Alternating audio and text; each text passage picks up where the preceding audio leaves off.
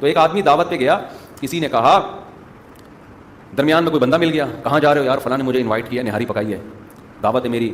तो कहना मैं भी चलता हूँ भाई, तुझे बुलाया नहीं, कैसे ले जाएं। इसने कहा मैं तुफैली अभी होते हैं, चल भाई ठीक है, तू तुफैली बन जाइएगा।